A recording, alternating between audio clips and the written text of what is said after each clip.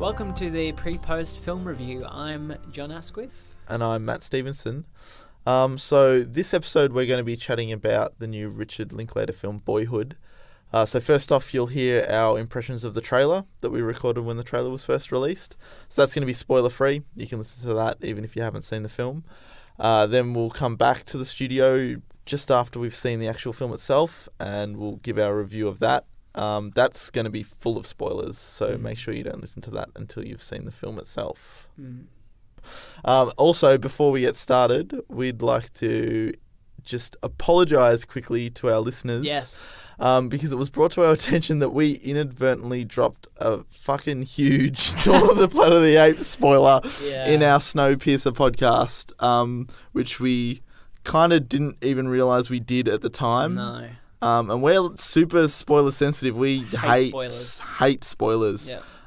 So we really do apologise for anyone that was affected by that and listened to the Snowpiercer podcast before they'd seen Dawn of the Planet of the Apes and had that plot reveal ruined for them. Yeah. We've now edited it out and re-uploaded the episode. Now. Yeah, so it's safe to re-download and listen to now. No spoilers in there anymore. None. Except for Snowpiercer spoilers. Yeah, so, that's true. Warning for that. So yeah, just sorry, I guess. Yeah, we are. As you said, Matt, we hate spoilers, and that was just a big oversight. Yeah. Because we had done an episode on apes, we kind of, I guess, subconsciously thought that people would have listened to that before listening to Snowpiercer. Which is a silly thing to presume that everyone's listening to our shitty podcast. Exactly. So anyway, we're chalking that up as a learning experience. It's been fixed now, and we're going to be super conscious moving forward with all our episodes not to include spoilers of any films other than the film that we're reviewing. If there is anything that's kind of spoilerific, we'll give you a warning or edit it out before it goes to air so you won't hear it at all. Yep, exactly.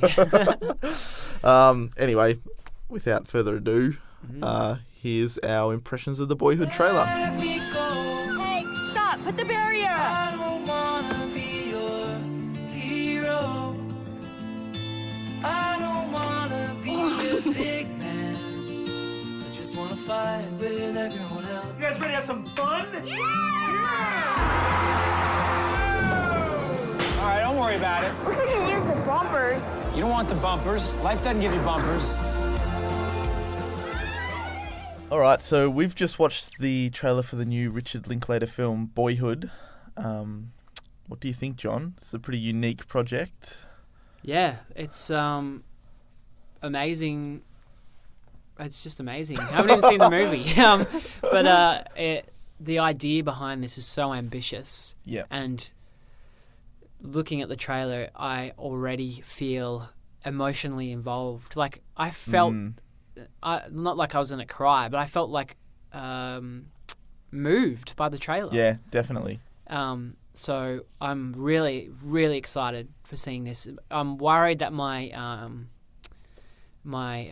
hopes are maybe too high. Yeah, I feel because the same way. I feel like I'm going to have this maybe profound, experience Jesus Christ. about just like about life and what it's like to grow up. Movies can be like that. Yeah, that's a pretty high bar to set. Yeah, it is, and so I think I need to lower them a bit, lower my expectations a bit. But I'm just really excited. I mean, I've watched the trailer once for this podcast, and I don't want to watch it again because I want to kind of try and forget as much as I can before I see the movie. Yeah. Having said that, I don't think the trailer gave too much away. I mean, it seems to ruin maybe the surprise of just the physical look of how the he boy looks grows older up. when he gets older. Yeah. But there's a surprise to that. Yeah, of course. That I'm kind of annoyed that I know. And I guess it sort of in a way hints at the kind of stages he goes through in the film, just by the way he looks and the way he does his hair and the way he dresses. Yeah, exactly. But yeah, I'm super excited. Richard Linklater is just such an awesome director, and makes such interesting films, and they're so varied, and it's I'm super pumped, and really excited. I'm guessing you're the same, Matt. Basically, I think I'm trying to lower my expectations a little bit. Yeah. Having said that, just knowing how incredible the before films were. kind of makes me think it can reach those levels that Exactly. you're talking about. Yeah. And I'm scared to put it on that sort of pedestal because, I mean, it is a bit of a gimmick as well, I think. And I'm worried that it could just be that. I mean, he's a non-actor. That was kind of... Yeah, that's I find it fair point. weird to think a project wouldn't have changed in a lot of ways over 12 years. So Yeah. whether you can make a homogenous whole out of all these pieces... That's a great point, yeah. It could feel very disjointed. Yeah. Yeah. And even just like growing as a filmmaker, surely the way you shoot things or the way you direct actors will have changed so drastically over such a huge period of time. So I'm worried that it could be a little bit of a mess. Like it won't be such a beautiful little slice of life like the before films are. But having said that, I think if someone's going to do it, it's him. Like he's clearly got this passion about following people over a period of time and relationships, how they evolve over time. And I mean, I guess it's weird when you think about it because he was kind of making this while he was doing the before films. So it's really in a way, this has probably influenced them other than them influencing this. If you know what I mean? Even though It's it like doesn't feel like that because of the warps my release. mind. Yeah, It's like a time travel thing. Yeah. But I guess I hope that that's a good thing. I hope that they're of the same kind of ilk. You know, they're exploring similar ideas, and I don't know. I'm hoping for a rich cinema-going experience. Yeah, me too. I can't wait. And the trailer suggests that it will be. Yeah. We have a new student joining us today. Hey, dude. Welcome to the suck. Mom. Have you been drinking? A little bit. Oh, hey.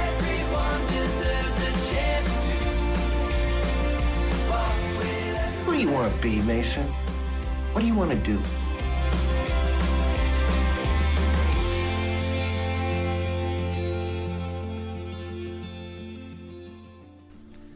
Okay, we're here to talk about Boyhood now that we've seen the movie. We are.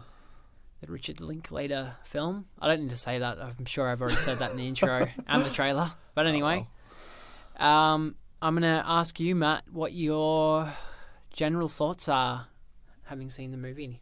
Can I just make a disclaimer before we start that, to be honest with our listeners, that it has been a while since I've... Yeah. Just making this up. No, I have seen it, but I did see it a while ago at the Melbourne International Film Festival. So it's been a month or two for me since seeing it. So I might be a bit vague in terms of details. So I apologise for that. Whereas you've just come out of a screening yesterday, was it? Or a couple of days ago. Yeah, a couple of days ago. So yeah, I just want to apologise to listeners if I sound a bit vague. I have seen the film, but it was just a while ago. But as for my thoughts on the film, I fucking loved it, John. I did.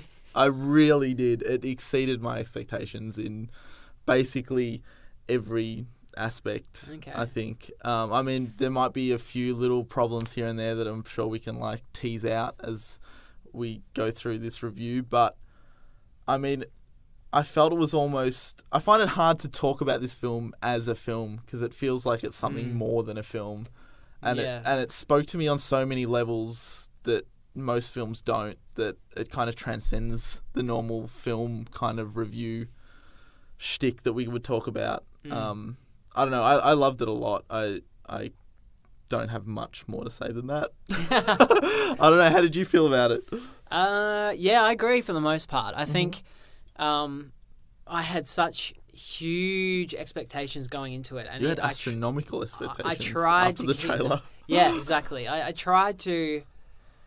Going in, I tried to keep them low and keep in mind Richard Linklater's other films. What do you mean by that? Well, they're slow burn, very, very slow in terms burns. of the before and after films? Yeah, basically I was thinking of before midnight, before sunrise, before sunset. And, you know, this is another one of those movies, basically, except we're following a whole bunch of different characters. But the themes and the general kind of way it's shot and stuff is very similar. Yeah. And I think maybe I was expecting something that had a little more narrative to it based on the trailer. And I was expecting to be really moved, and it's only in hindsight that I did get sort of emotionally involved Really? in it. Yeah. I find that so fascinating. There were so many moments in it that I did find affecting, but I left the movie being underwhelmed slightly because of my expectations, not because there was something wrong with the film necessarily. It took me a couple of days to just adjust to the fact that that there isn't a big emotional climax in the film at all. It's just like, here's a life, you know? Yeah. And in all its mundane glory. And I think that's fantastic. But it took me just, you know, personally a couple of days to kind of adjust to that. I loved it. I walked out, you know, talking to my partner Sophie, like we both loved it. And we were talking about it the whole way home and how great it was. They did this and that. But just emotionally, you know, referencing what I was saying about the trailer, I was expecting a little more in terms of like a build up and a payoff in terms of the traditional kind of film structure. And to be, right. I mean, I connected with Mason, the main character, but not particularly more than any other movie. Like I've connected far more with other characters in other movies for something that's so personal and so realistic. I don't know whether that's the actor or whether, I know it seems like there was this very intentional purpose to not have a traditional narrative arc. Yeah, I don't know. That took a while for me to adjust. I love the movie. I think it's incredible, right, okay. And I think the filmmaking itself is just, you know, unheard of practically. You know, there's in terms of the time frame that it was shot over. The time frame and like the dedication and the fact that they were able to pull this off is just phenomenal. Well, okay, because that's kind of one of the issues I have with the film is that I don't know if it is a great film in the technical sense of filmmaking. I think it is in terms of what you're saying about it being filmed over so long a period of time and what it achieves by doing that. But if you like really drill down in terms of like how he shot each scene and like what happens on a minute to minute basis in terms of filmmaking, I don't know if it's that incredible, really. Yeah. No, but I think like none of the before movies are. No. Really. But there's something to be said about just letting stuff play out in front of the camera, which is what he does. I like that, you know, these really long shots with people just talking and walking and, you know, just it's like life in real time in that sense. And that in some way that's an artistic sort of technique. Yeah. You know, without having an Edgar Wright style of, you know, really intense artistry to each composed shot and that sort of thing. That's true. I find it interesting that you say that you didn't find the film that relatable, or at least Mason's character that relatable. Yeah, I related broadly to some things and to like just growing up, and but I think I'm an adult. You have grown up, and I have grown up. But I think that's the kind of subtle genius to the film is that it smartly does not include these big defining life moments and it focuses on the smaller moments sort of either side of those things. Yeah. Like one of the great scenes when he graduates high school, you don't see his graduation, but all you see is the car ride with him and his best friend. And that's exactly what happened for me. Like if they'd shown the graduation scene, it would have been some like specifically American graduation ceremony that I had never experienced in my life, and it would have completely been alien to me. But driving in a car, having just graduated from high school with a best friend, and like that feeling, I know 100% what that feels like. I went through that, and I think that sort of has this universal. He's smartly given the film this kind of universal appeal. Yeah. No, look, I agree. Like the universal stuff, and there's a lot of it, is relatable and everything. But I feel like there could have been more. Like we never saw him upset or sad, or he's pretty sad with the old mate abusive. Yeah, but he never really reacts to that. Like you see everyone around him react, and I loved that the way that played out in that whole sequence. But it's more the mum that you're sort of reading in those scenes. Like, I don't know, maybe I just cried a lot as a kid. Or as a teenager, especially. As a teenager. Like, I didn't get any sense of... once he hit puberty, I sort of stopped connecting with him because there wasn't any insight into who. And I know you kind of shut down. You can shut down a bit as a teenager and become sort of emotionally withdrawn, unless you're with your best friends or something. But I don't know. Like I wanted a little more from him as he got older, emotionally, I guess. Anyway, it sounds like I'm negative about the movie. I'm really not. I give it 4 out of 5 stars. But I don't know. I feel like this is something interesting to talk about because, it's easy to gush. I don't know. I just think like there's like a fine line between stepping into something too specific that you begin to alienate people. And I know perhaps...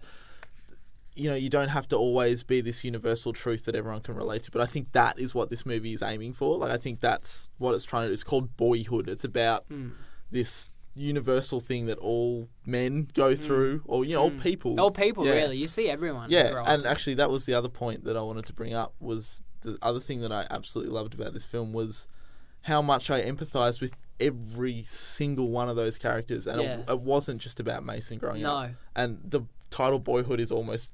misleading in that sense. And in particular, there's the scene with the mother when Mason is leaving for college, and she kind of has this mini meltdown. One of my favourite scenes. Is this it? Like, I thought there would be more. Yep. And I was just sitting in the cinema thinking, like, must be what my mum went through. Yeah. Like when my youngest brother left home, and she was left on her own. Like, it just gave me this insight into other people's lives, or other members of my family's lives, and how they must have felt at certain pivotal moments. Yep. That's one of my favourite scenes in the movie. I loved that scene, and what she said did really connect with me and resonate. And life is just like, you are always like the next milestone. Yeah. And then I guess after a while it's like, oh, okay, now like...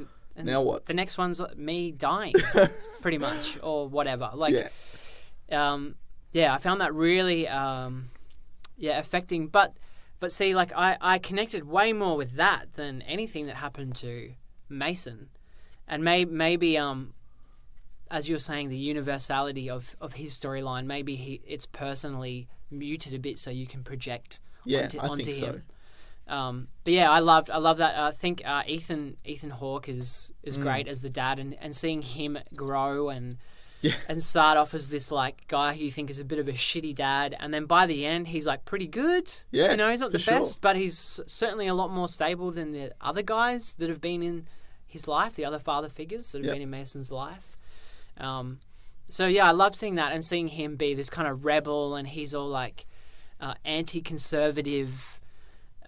Sort of progressive guy, and then seeing him settle down and sort of become part of this family that is presumably very conservative, and they're all about the Bible. A bit religious, Yeah, super religious, and they give Mason a gun for his birthday. And I love that and scene, it's just like, he just deals with that, and that is so much truer, like, than the stuff that happens to Mason, again, like, just as an example, because...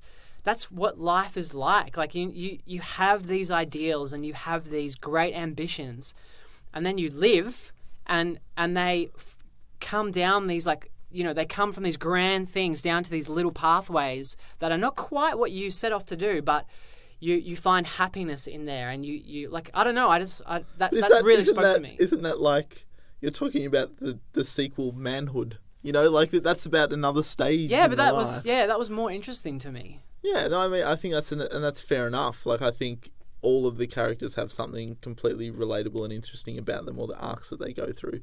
But I think the arc Mason goes through is equally as interesting, but perhaps at the point of our lives or the age we're in, it's easy to be more interested in stuff that's coming up with the older generations. It seems more relatable in a certain sense. Yeah. I don't know, or they're bigger things that they're dealing with. I mean, when you're a kid, you don't have to worry about a lot of that sort of stuff. Yeah. Yeah. I don't know. It just, but Mason's storyline didn't take me back that much to being a kid because we don't see what he wants really until later. He's like, The photography I stuff. want to be a photographer.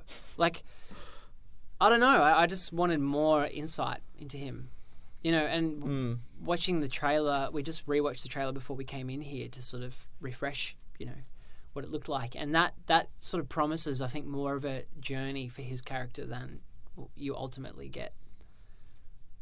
I think you're being a little bit unfair on Mason's journey that he goes through. I probably am. Yeah, it sounds like I hate him, but I don't.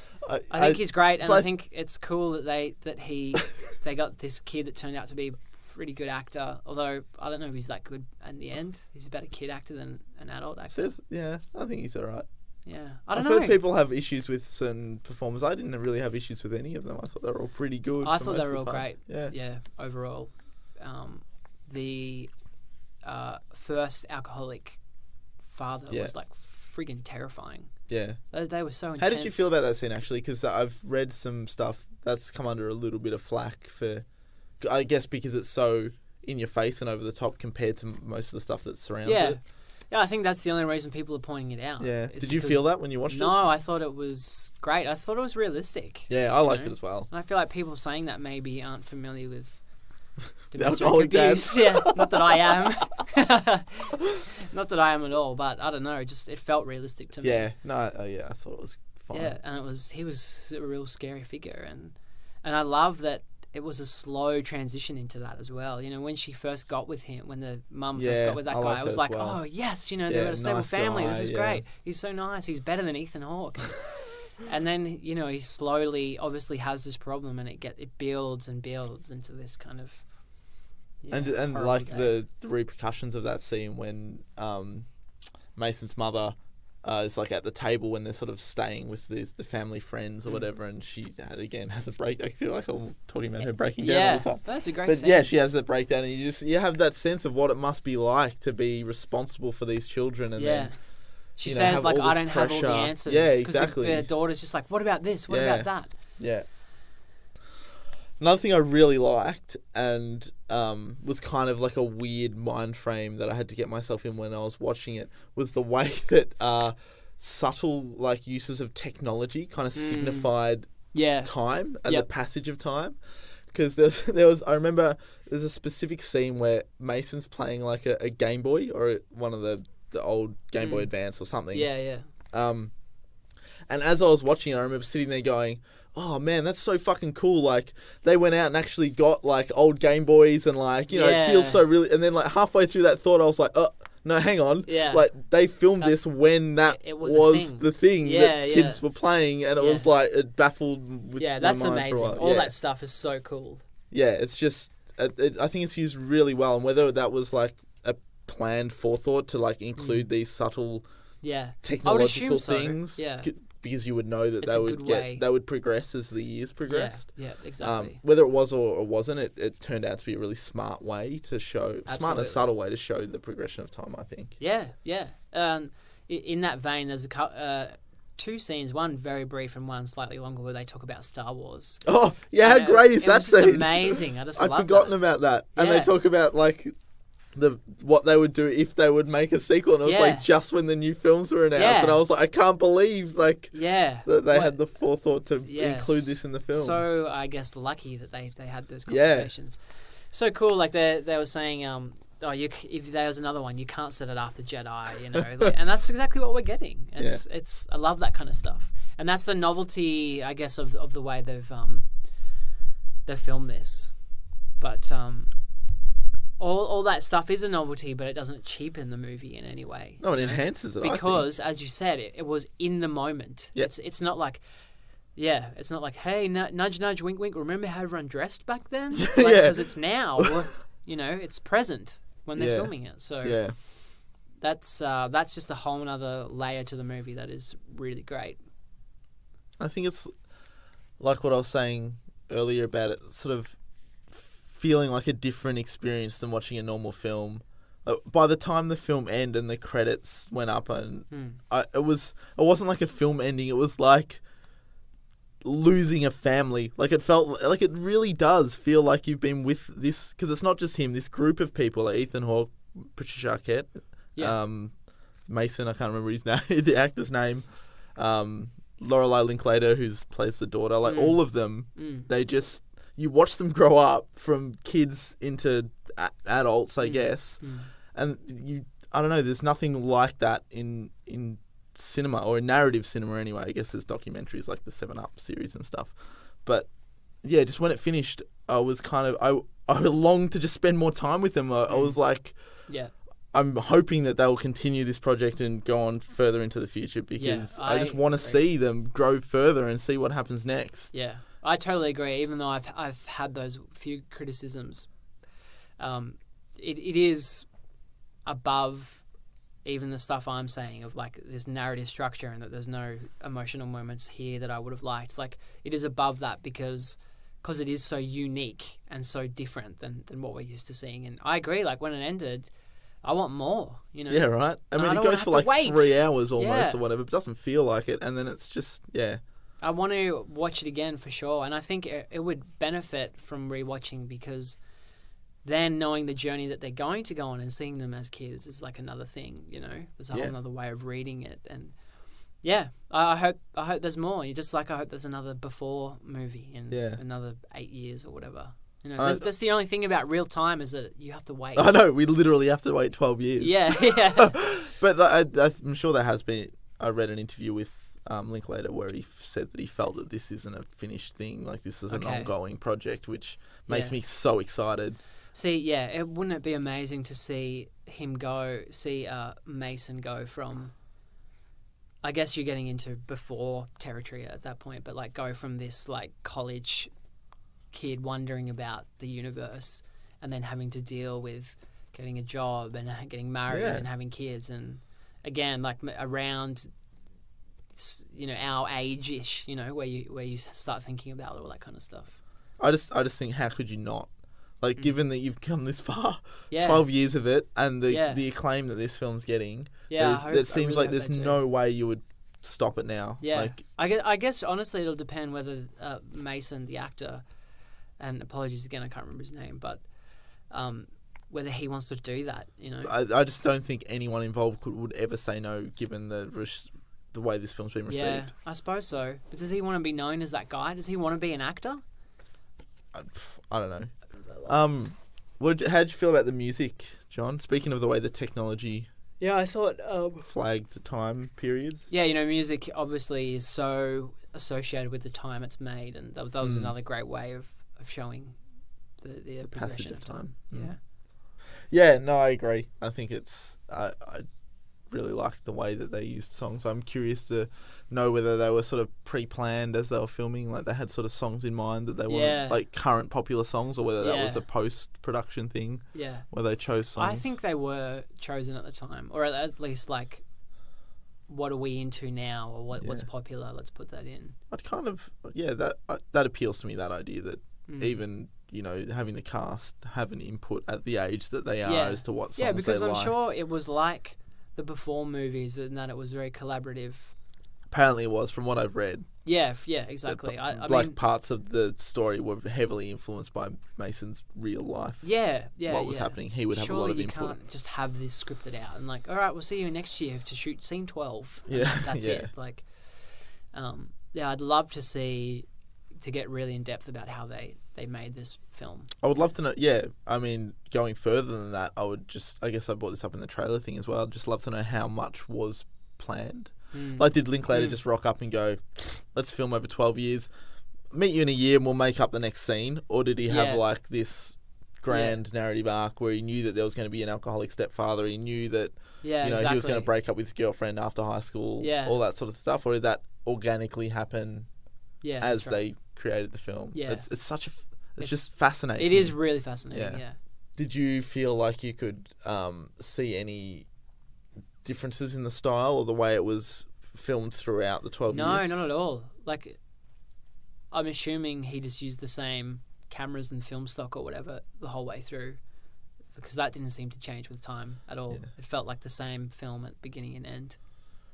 Yeah. No, I was actually really impressed. Like, that was something I was worried about Yeah. that I chatted in the trailer review, that it could feel quite disjointed having, such small film, like periods of filming over such a long period of time. Yeah.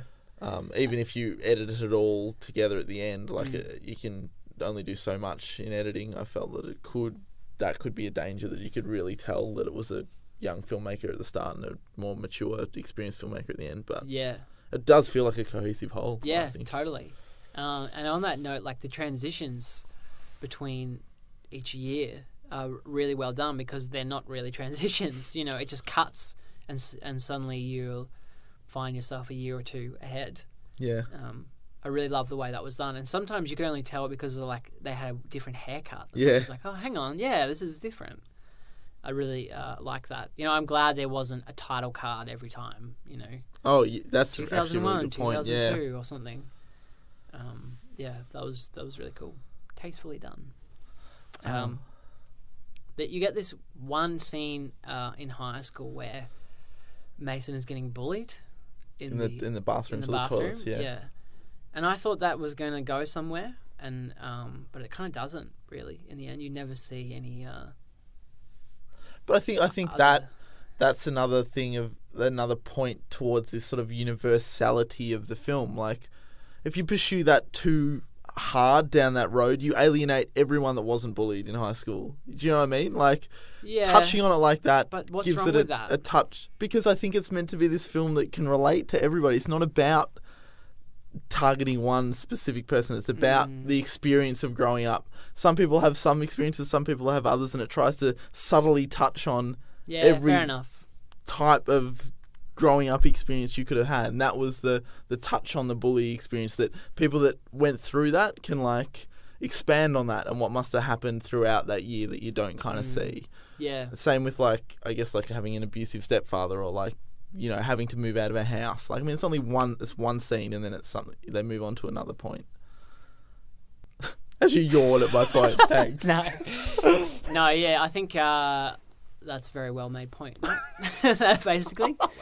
But I don't know. Yeah, I guess if that's the intention, then they've done a really good job. But it also leaves a little bit, again, lacking for me. I mean, I guess it's like a double-edged sword, right? Like, if you're going for that universal appeal, you can't really like hone in and touch someone on a really deep level. Yeah, like they can't relate to it. Yeah, on a super close level. Yeah, because whereas they it's could so do that broad. with the adults because. Yeah, because they were weren't the peripheral focus. characters, Yeah, exactly. right. So they could have more specific storylines and arcs. Yeah. Whereas Mason had to be more universal. I think that was. Yeah, I the think you're reason right. behind Yeah, all. and I didn't really think about that until you started saying it, but that makes a lot of sense. How did you feel about the end, like the very end of the film? Yeah, I really liked that the movie kind of presents its thesis, even though it's kind of on the nose, like of. I'm badly paraphrasing, but like I think the girl that's there says, they say to seize the moment, but I think the moment sees us. And then Mason says something like, "Yeah, the moments are now." Yeah, the moment is always now. Something like that. Yeah. He's high at the time. Yeah, it's one of those he's high. Stoned conversations. Yeah. Which is a good way for them to be able to say that stuff without it seeming too cheesy. It's like, make your characters high. But, yeah, it's true. But I really like that, and then it's also like looking back at the movie, that's exactly what it is. It's not. This goes against my criticisms, I guess, but it's not seizing the moment and having these big emotional moments, but it's all the little things that make up a life. I guess just for me, the little things are maybe more emotional than what we're showing in the movie. But I really like that. I like that, and it lingers on them just for a little bit and then cuts to black. Yeah, I really loved it as well. It was a nice moment. I think you're absolutely right. Like, you nailed it. It's the way it delivers the thesis of the film, but in this really kind of unexpected and subtle way. Like, it's just these two teenagers having a stoned conversation. You don't expect the movie to end there. No. But they just come up with this, what can initially seem like wanky stone talk, but then it's almost the cut to black that makes you think like that's exactly what the film was all about. Yeah. And it is all that's about so true, yeah. It the is moment the fact and- that that's the final. Yeah. That's like finality to the story. That's a beautiful way to end it, I think. Yeah. So you think the trailer is an inaccurate representation of the film? I don't know if it's inaccurate. I think it captures everything great and shoves it into this like minute-long short, which affects you more emotionally quicker. You know what I mean? Like, it's like, look at this kid grow up in like here's like 10 cuts in quick succession, and you can see this and like what an ambitious project it is. And whereas the movie's like this slow, you're like soaking in everything. And I'm not saying that's a bad thing, but I think the trailer has more of an emotional reaction to it than the movie does. The movie's more of an intellectual thing, and the trailer is more emotional. I totally disagree with that. I think, like, for me, it was totally an emotional thing. The film completely swept me up, and that's what sold it for me. But did you feel the way that you feel watching the trailer? I don't think maybe you did. not in the space of 2 minutes, but I think over 2 hours and 40 minutes, I felt more than what I do in that trailer. Yeah. Look, I agree with that, yeah. I don't know, maybe I'm just... I think you need to see this film again with lower expectations or different expectations. Yeah, I do. I really want you to love it like I love it. I do love it. I really love it. Well, okay, maybe love it's the wrong way. I want you to get swept up in it like I did. And like... I did, though. It was kind of like this weird window into not only my childhood, but like every other family member's lives that I never saw before. And it was incredible. I want you to have that same experience, John. I did, Matt. I really did. I freaking love it. Like, and I was sitting there going, "This is amazing." But I just think it's okay to have a couple of criticisms of it because everyone is loving it. Either way, I think it bears rewatching, and I think everyone absolutely. should be seeing multiple this film.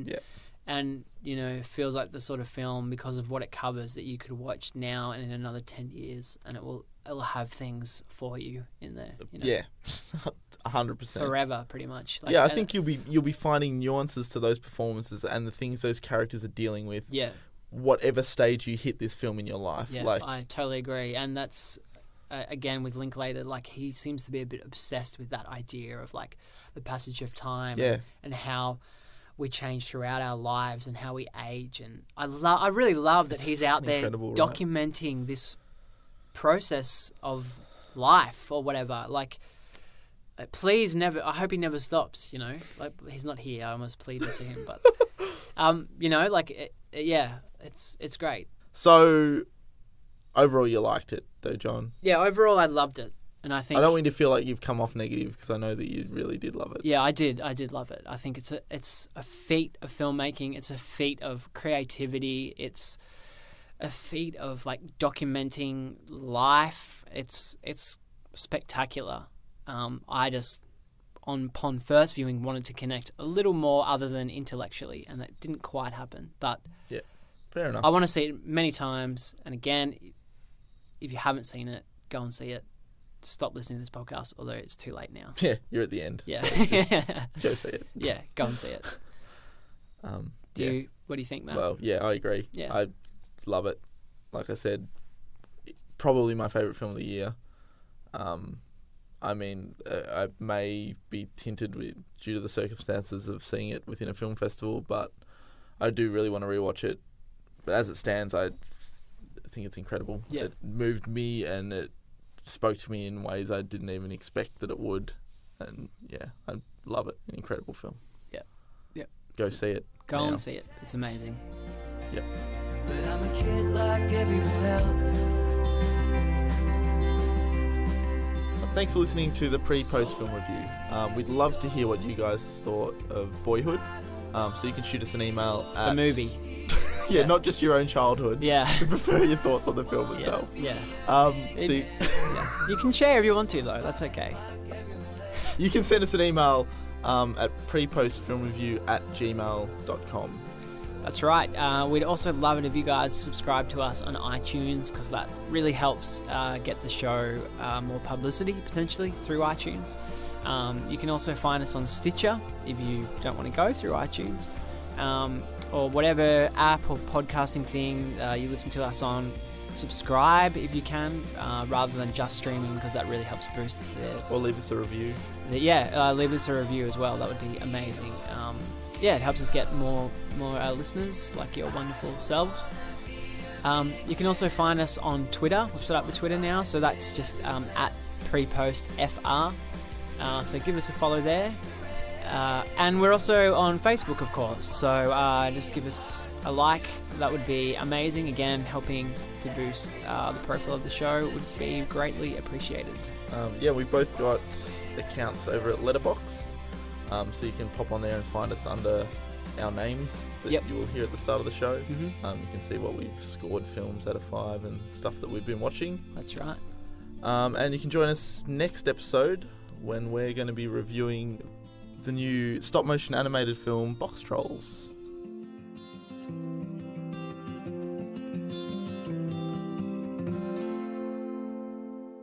Not sure.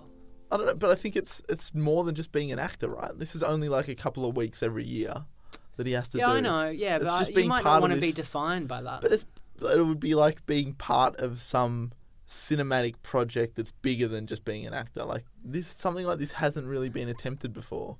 Yeah, You'd be I agree. pioneering something. I agree. You'd be fucking insane if you didn't want to do it. Yeah, but it's all personal preference, man. This is such a shit podcast. What are we talking about? Can we cut all that? Yeah, we'll cut some of that.